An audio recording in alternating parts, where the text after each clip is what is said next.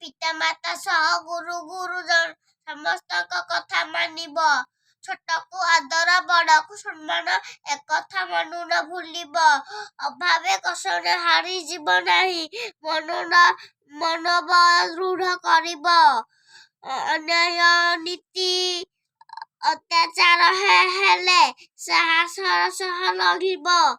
ସମ୍ମାନନୀୟ ସଭାପତି ମହୋଦୟା, ପୂଜ୍ୟ ଗୁରୁଜୀ, ଗୁରୁମା ବୃନ୍ଦ, ମୋର ବଡ଼ ଭାଇ ଭଉଣୀ ଓ ସହପାଠୀ ଗଣ, ଆଜି ହେଉଛି ଆମ ଦେଶର ପ୍ରଥମ ପ୍ରଧାନମନ୍ତ୍ରୀ ପଣ୍ଡିତ ଜବାହରଲାଲ ନେହେରୁଙ୍କ ଜନ୍ମ ଦିବସ। ସେ ପିଲାମାନଙ୍କୁ ବହୁତ ଭଲ ପାଉଥିଲେ।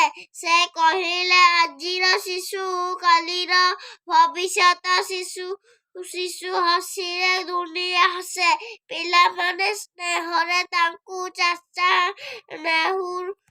ନେହେରୁ ବୋଲି ଡାକୁଥିଲେ। ଧନ୍ୟବାଦ, ନମସ୍କାର, ଜୟ ଜଗନ୍ନାଥ।